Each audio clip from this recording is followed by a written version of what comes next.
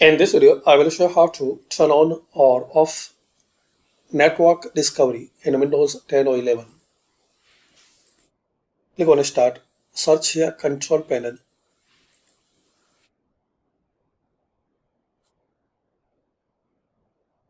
Open Control Panel.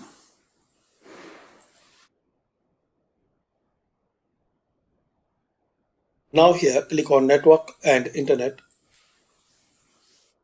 Then click on Network and Sharing Center.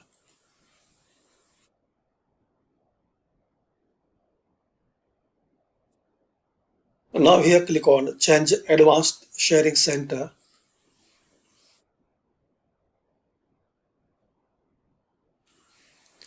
Now here you can turn on and turn off Network Discovery.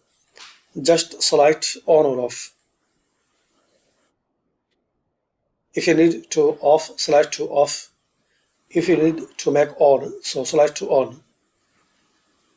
Similarly, you can turn on and turn off file and printer sharing. So thanks for watching. Please comment this video useful for you or not.